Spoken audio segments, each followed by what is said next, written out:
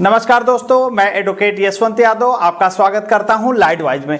आज हम आपको एक महत्वपूर्ण विषय पे बात करेंगे कि 10 लाख का लोन को 1 लाख में कैसे सेटलमेंट हो जाएगा। ये सच है कि नहीं, कैसे होता है कि नहीं, अगर होता है तो कैसे होता है, तो इस पे आज वीडियो बनेगी आपकी कि हाँ क्या होता है। 10 लाख के लोन को 1 लाख, 1.5 लाख, 2 लाख में कैसे सेटलमेंट कर देते हैं। आप लोगों को सोच के लग रहा होगा कि 10 लाख का लोन है, 2 लाख में कैसे सेटलमेंट हो जाएगा। तो वीडियो अंत तक देखिए। हम आपको बताना चाहते हैं कि अगर आप हमसे कॉल पे बात करना चाहते हैं, देखिए हमारी वीडियो देखेंगे तो आपको सब कुछ नॉलेज हो जाएगा। अगर फिर भी आपको नहीं समझ में आ रहा है, हमसे बात करना चाहते हैं, तो हमारी कॉल बुक करके आप हमसे संपर्क कर सकते हैं और किसी भी तरह की दिक्कत, समस्या, परेशानी हो तो हमसे संपर्क करेंगे। तो आज हम बात करेंगे क्यों बैंक एनबीएफसी 10 लाख के लोन को 1 लाख, 2 लाख में सेटलमेंट करती है। ऐसा करती क्यों है, क्या कारण है, कैसे उन्हें करना पड़ता है, क्या उनकी दिक्कतें क्या आ रही हैं। तो आज इस पे पूरी वीडियो बना दे रहे हैं, आपको आगे का प्रोसेस पता चल जाएगा कैसे करती हैं, क्यों करती हैं। तो आज हम बात करेंगे, बहुत सारे बैंक हैं, एनबीएफसी कंपनियां हैं जिन्होंने जितना चाहते हैं उतना लोन आपको मिल जाता है। पहले के समय में क्या होता था, पहले के समय में होता क्या था, आप कभी भी लोन लेने जाते, पहले अभी 10 से 15 साल पहले की बात बताइए, आप लोन लेते जाते थे, कितनी मुश्किलें आती थी, इतना मुश्किल आती थी कि आपको लोन मिलना मुश्किल हो जाता था। लेकिन जब से ये एनबीएफसी कंपनियां आई हैं, एनबीएफसी कंपनियां आई है, इतना ज्यादा कंपटीशन हो गया है, इतना ज्यादा आपस में ही कंपटीशन हो गया कि ईएमआई आपकी इनकम से ज्यादा आपके लोन अमाउंट हो जाते हैं। आपकी सैलरी इनकम कम है, लोन अमाउंट बहुत ज्यादा हो जा रहा है। ये एनबीएफसी कंपनियां सिबिल को ट्रैक कर रही हैं, आपकी इनकम को देख रही हैं, सब कुछ देख रहे हैं। आपके पहले से ऑलरेडी 10 लोन चल रहे हैं, वो देख रही हैं, उसके बाद भी आपको लोन दे रही हैं।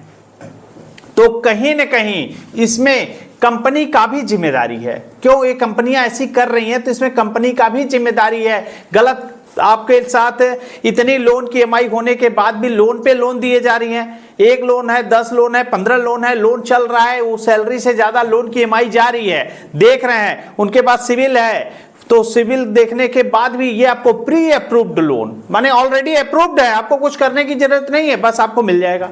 पर्सनल लोन मिल जाएगा, एजुकेशन लोन मिल जाएगा, बिजनेस लोन मिल जाएगा।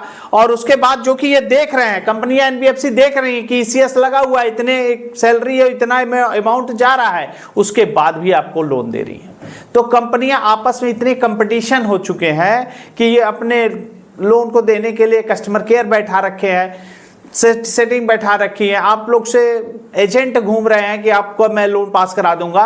कभी भी देखिए होम लोन होता है, प्रॉपर्टी के अगेंस्ट लोन होता है, कार लोन होता है, तो इसमें इंटरेस्ट रेट कम होता है, 6-7%, 8% तक होता है। लेकिन अनसिक्योर्ड लोन में 24% तक, 35-30% तक, सालाना देखेंगे तो कोई 40% तक चला जाता है।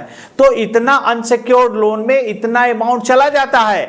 उसके बाद भी जैसे क्रेडिट कार्ड का आप कभी मिनिमम ड्यू करते हैं, तो मिनिमम ड्यू करने के बाद वो ब्याज होता है, केवल ब्याज, मिनिमम ड्यू कुछ नहीं होता है, वो ब्याज होता है। और ब्याज देते देते पूरी जिंदगी चली जाएगी, लेकिन ये इनका इंटरेस्ट नहीं खत्म होगा। तो कभी भी मिनिमम ड्यू के नाम पे जो आप ब्याज भरते चले आ रहे हैं, और ब्याज पे ब्याज लगा के वो चक्रवृद्धि ब्याज बना देते हैं, इतना ज्यादा अमाउंट बना देते हैं कि आप इस लोन के दलदल में फंस जाएंगे। फिर सिविल बचाने के लिए एक लोन के लिए दूसरा, दूसरे के लिए तीसरा, तीसरे के लिए चौथा, ऐसा करने लगेंगे। तो 20 से 25% तो अनसिक्योर्ड लोन फॉल्ट हो जाता है। फॉल्ट होने का मतलब डिफॉल्ट हो जा रहा है। इनको मालूम है, जैसे कंपनी है एनबीएफसी है, 100 करोड़ का इन्होंने लोन दिया, इनको मालूम है 75 करोड़ पे ही 25 करोड़ तो इनका नहीं आ पाएगा। तो नहीं आ पाएगा तो करते क्या है, वो 75 करोड़ पे ही इतने पेनल्टी, इतने ब्याज, इतना प्रोसेसिंग फीस, इतना चार्ज, इतना सब कुछ इंक्लूड कर देते हैं, ताकि 75 करोड़ इतना इनकम कर देगा कि आपके 25 करोड़ को अभी कवर कर लेगा उसमें। तो कंपनियां का लॉस नहीं हो रहा है कि कंपनियां घाटे में चली जा रही है, उनका नुकसान हो जा रहा है। आप लोन की ईएमआई डिफॉल्ट हो रही है, तो उसको अनसिक्योर्ड लोन है, तो उसमें अनसिक्योर्ड लोन में उसमें अमाउंट को ब्याज पेनल्टी इतने ज्यादा लगा देते हैं कि जो लोग डरते हैं सिविल बचाने के लिए अड़ोस पड़ोस से, ताकि आप इंसल्ट न हो जाए, कैसे भी करके पैसे देते हैं, तो उस कंडीशन में ये वहां से रिकवर कर लेते हैं। उसके बाद एक ईएमआई आपने डिफॉल्ट किया तो फोन आने शुरू हो जाएंगे। फोन आने के बाद दूसरी ईएमआई शुरू किया, पुलिस का फोन आएगा, डिमांड नोटिस आएगा, रिकॉल नोटिस आएगा, एडवोकेट का फोन आएगा। कोई एडवोकेट नहीं है, फर्जी एडवोकेट है।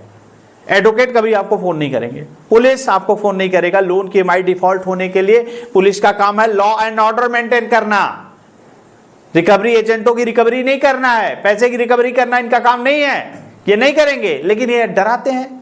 उसके बाद आपका अकाउंट एनपीए मतलब नॉन परफॉर्मिंग एसेट, इस पैसे से बैंक को लाभ नहीं हो रहा है, उसको एनपीए कहते हैं। उसके बाद भी नहीं आता है, नहीं पैसे दे पाते हैं, तो उसके बाद ये राइट ऑफ में डाल देते हैं, राइट ऑफ में डाल देते हैं, या फिर कोर्ट में केस कर देते हैं। Payment and settlement act section 25 का केस करते हैं, तो एक ईएमआई का केस होता है, एक ईएमआई का केस होता है। आप जा करके आपके केस हो रहा है तो आप जिस दिन जाते हैं बेल हो जाती है, सेम डे बेल हो जाती है, और एक डीडी बना करके आप दे देंगे और आपका केस भी खत्म हो जाएगा, क्योंकि ईसीएस बाउंस में एक ईएमआई का ही केस होता है आपका। उसके बाद कोर्ट में एक कोर्ट में 200 300 मुकदमे लगे हुए हैं एक एक कंपनी के, तो इनको लोक अदालत में, कोर्ट भी कहती है लोक अदालत में समझौता कर लिया जाए। आप सब आपस में समझौता कर लेंगे तो कोर्ट का लोड भी बहुत ज्यादा, इतने केसेस हैं तो लोक अदालत में समझौता होता है। और कंपनियां अगर केस करती हैं तो पहले ईसीएस बाउंस हुआ, आपको नोटिस भेजेगी, नोटिस भेजने के बाद लीगल प्रोसीडिंग करेगी, उसके बाद अपीयरेंस करेगी, आपको सम्मन और नोटिस तक प्रक्रिया जाते जाते कभी कभी तक 6 महीना, साल भर, 2 साल लग जाते हैं। तो इतना लंबा प्रोसेस होता है, तो उस बैंक और कंपनियां बचना चाहती है। और उसके बाद भी रही बात आर्बिट्रेशन की प्रक्रिया, तो अब हमारे जितने भी सब्सक्राइबर हैं, हमारे जो क्लाइंट हैं, उनको आर्बिट्रेशन के बारे में तो जानकारी हो चुकी है कि आर्बिट्रेशन के नोटिस का कैसे ऑब्जेक्शन देना है, कैसे जवाब देना है, उनके अंदर का डर खत्म हो चुका है। क्योंकि आर्बिट्रेशन का अगर अवार्ड भी पास हो जाता है तो अवार्ड पास होने के बाद भी हाई कोर्ट सुप्रीम कोर्ट का रूलिंग है, जिसको आपके जो एग्जीक्यूट करने के लिए अवार्ड को आपके होम डिस्ट्रिक्ट, आपके गृह जनपद में जाकर के सिविल कोर्ट में जब एग्जीक्यूट करने के लिए जाएंगे तो उसको भी सुप्रीम कोर्ट, हाई कोर्ट के आदेश के रूलिंग दे करके आप उसको खारिज करा सकते हैं। तो आर्बिट्रेशन क्या प्रोसेस होता है वो आपको पता है। लोक अदालत में समझौता करने के लिए विवश होते हैं, क्योंकि इतने लोड होते हैं कोर्ट के ऊपर कि लोक अदालत लगा करके समझौता कराया जाता है। साल में 4-4 बार लोक अदालत लगती है, तो लोक अदालत में समझौता होता है। उसके बाद भी 10 लाख का लोन है, और उसके बाद भी अगर सिविल सूट भी करते हैं, रिकवरी सूट भी करते हैं, तो 10 लाख का लोन है तो 2 लाख 1.5 लाख रुपए तो उनको जमा करने पड़ेंगे, कोर्ट फीस देनी पड़ेगी, एडवोकेट की फीस देनी पड़ेगी। तो इतने प्रोसेस होते हैं, तो सिविल सूट में भी दिक्कत होती है उनको। और होना क्या है, समझौता ही, सेटलमेंट ही है। अनसिक्योर्ड लोन है, सिक्योर्ड नहीं है, प्रॉपर्टी मॉर्गेज नहीं है, उस कंडीशन में सिक्योरिटी नहीं है तो अनसिक्योर्ड लोन होगा। और सिविल खराब होता है तो आप इसको एक लोन को बचाने के लिए दूसरा, दूसरे को लोन को बचाने के लिए तीसरा, सिविल बचाने के लिए चौथा, 5वां लोन ले रहे हैं, तो ये अपने आप में ही गलत कर रहे हैं। और जो बहुत लोग हमारे एक क्लाइंट हैं, कुछ ज्यादा ही समझदार हैं, समझदार कहें कि क्या कहें मुझे समझ में नहीं आ रहा है, वो बहुत खुश हैं। ये बता रहे थे, सर मैं एक कार्ड लिया हूं, एक कार्ड का दूसरे से पेमेंट करता हूं और तीसरे को यूज करता हूं, तीसरे का नंबर आता है, चौथे को। तो इतना ओवर स्मार्ट मत बनिए कि आप बच जाएंगे, बचेंगे नहीं। आप इतना समझदार माने कंपनी को बेवकूफ समझ रखें और आप अपने समझदार हैं कि इनका कार्ड का मैं ऐसे कर रहा हूं, इनका ऐसे कर रहा हूं, ऐसे घुमा रहा हूं, और इतना खुश होकर बताने की बहुत बढ़िया काम कर रहे हैं। अरे काम नहीं कर रहे, फंस रहे हैं आप फंस रहे हैं। अभी आप ऐसे कर रहे हैं, 2 महीने 3 महीने बाद आपको समझ में आ जाएगा कि आप फंस रहे हैं, गलत कर रहे हैं। एक लोन के लिए 2, दूसरे के लिए तीसरा, ऐसा जो कर रहे हैं तो ऐसा गलत है, ये मत करिए। सिविल खराब हो गया ना, हो जाने दो, सिविल ही तो है खराब, आप तो जिंदा हो, आपके मन में गलत विचार तो नहीं आ रहे हैं, आपका परिवार तो आपके साथ है, बस क्या दिक्कत है। कोई दिक्कत, समस्या और परेशानी हो तो हम हैं। कंपनियां सिविल खराब हो जाएगा, उसके बाद टेंशन छोड़ दीजिए, सामने से खुद ऑफर करेंगे। जब ऑफर करेंगे तो सेटलमेंट करेंगे, और सेटलमेंट के लिए ऐसे मत सेटलमेंट कर लीजिएगा फर्जी सेटलमेंट, तो फर्जी भी सेटलमेंट होता है, तो बचिएगा। हमारे एक क्लाइंट हैं, उनके पास सेटलमेंट का लेटर आया था, तो सेटलमेंट का लेटर ऐसा लेटर आता है इनका कि आज इन्होंने लेटर दिया और आज के लिए ही पेमेंट के लिए कर दिया। इनका था शायद 10 लाख का लोन था, 2 लाख 2,40,000 में सेटलमेंट के लिए फाइनल हुआ था।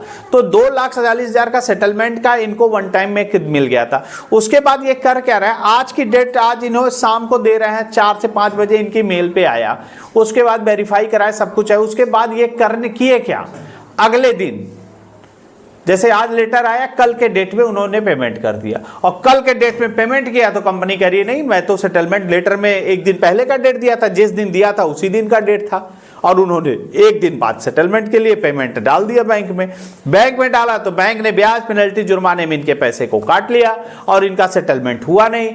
तो फिर बताएं सर ऐसी सी बात हो गई है, अब क्या करें। तो ये देखिए, कोई भी काम करिए तो एक्सपर्ट एडवोकेट से राय लीजिए, गलत जगह पे फंस जाते हैं। इतना बड़ा अमाउंट आप देखिए, आपको किसी मुसीबत से एक एडवोकेट ही निकालेगा। आप लोन के दलदल में फंस गए हैं तो आपको एक अच्छा एडवोकेट ही निकालेगा। चाहे आप उससे बात कर लीजिए, कंसल्टेंसी के लिए कुछ फीस चार्ज करते हैं तो फीस पे करके आप इनसे संपर्क करिए, क्योंकि वकील का फीस देने के लिए सोचते हैं तो देखिए, वकील का कोई इंडस्ट्री नहीं चल रही है। आपको राय दे रहे हैं, आपको नॉलेज मिल रहा है, आपको नोटिस बन रहा है, नोटिस का जवाब दिया जा रहा है, तो हमारा यही काम है। जब एडवोकेट की किताबों को खरीदना होता है तो कोई देता नहीं है, पैसे फ्री में नहीं मिलता है, तो उसका प्रोसेस होता है। जब हमारा पैसा है, हमारा ये काम है, तो हमारी फीस पे करके या फिर किसी भी एडवोकेट की आप उनको फीस पे करके आप उनसे समझ सकते हैं कि हाँ, मैं आपके पास जो भी नोटिस आएगी मैं उसके बारे में पूछ लूंगा, इसका क्या करना है, इसका आपत्ति देना है तो कैसे देना है, आपत्ति पत्र बना दीजिए, जो भी प्रोसेस है ऐसे किया जाता है। ऐसा नहीं है कि आप फीस भी नहीं देना चाहते और ऐसे करें, तो ऐसा कुछ नहीं है। हमारे पास क्या कोई भी एडवोकेट आपसे, आप लोग कहते हैं नहीं, कोई एडवोकेट से बात करते हैं तो बात का पैसा लेता है। अरे बात का नहीं, एक सही सलाह ही, अगर जो हमारे एक क्लाइंट अब बने हैं, लोन मैंने सेटलमेंट लेटर आया, वो तो सोचे सेटलमेंट लेटर आ गया, पहले तो फोन पे ऐसे ही बात की है जब तक बात हुई, उसके बाद सेटलमेंट लेटर आया तो खुश हो गया कि सेटलमेंट लेटर आ गया, अब तो एडवोकेट की जरूरत ही क्या है। तो एडवोकेट से न पूछे, न सेटलमेंट की जांच कराए, जेन्युइन लेटर है कि फेक लेटर है, दूसरे दिन उठा करके गए, पैसे दे दिए। जब बैंक वालों ने पलड़ा झाड़ दिया कि नहीं ये तो नहीं होगा, सेटलमेंट लेटर कल के डेट का था, आपने आज दिया, तो उन्होंने कहा सर कल के डेट में था तो कल शाम को 5 बजे, तो कल शाम को 4 बजे 5 बजे मुझे मिला था, तो मैं कैसे पेमेंट कर देता। तो किसी एडवोकेट के पास जाते या हमारे जो क्लाइंट थे हमसे संपर्क करते, मैं साफ शब्दों में मना करता, आपको पेमेंट नहीं करना है, सेटलमेंट लेटर दूसरा निकलवाइए, उस पर डेट बढ़वाइए, उसके बाद सेटलमेंट करिए। और सेटलमेंट लेटर जेन्युइन है कि फेक है कि फर्जी है, कैसे आया कैसे नहीं आया, मेल पे आया है, व्हाट्सएप पे आया, कैसे आया है, वो जेन्युइन है भी कि नहीं, इसकी जांच करेंगे, उसके बाद आपको सेटलमेंट करना था। तो उन्होंने थोड़े से पैसे बचाने के चक्कर में, नहीं मैं तो बस मेरा तो काम हो गया, सर ने मुझे सब कुछ तो फ्री में बता दिया, तो फ्री में सोचेंगे और फ्री में करेंगे, तो यही सब दिक्कतें आएंगी। तो किसी से भी संपर्क करना हो, किसी भी एडवोकेट से संपर्क करना हो, तो पूरा प्रोसेस समझ लीजिए। हाँ, ये प्रोसेस है, आपके पास नोटिस आएगी, नोटिस देखिए टेक्निकल होती है, इंग्लिश भाषा में होती है, किसी भी भाषा में होती है, आप उसको नहीं समझ सकते उसमें क्या कह रहा है और क्या कहना चाहता है, और एडवोकेट ही समझ सकता है, वहां से बचा सकता है कि हाँ इसका सटीक आंसर ये है, इसका ये जवाब देना है, ये प्रोसेस है। तो जो प्रोसेस है उसको करना पड़ेगा। और किसी भी तरह की कोई दिक्कत हो, समस्या हो, परेशानी हो, तो आप हमसे संपर्क कर सकते हैं। और इनके चक्करों में अगर मैं बार बार कहता हूं पैसे हैं तो इनके पैसे दे दो, और नहीं है तो नहीं है, तब कुछ नहीं किया जा सकता। जो प्रोसेस है उसको करना पड़ेगा। तो जो प्रोसेस है, जो नोटिस आती है उसका जवाब देना पड़ेगा। मैं अपनी बातों को यहीं समाप्त करता हूं। जय हिंद, जय भारत।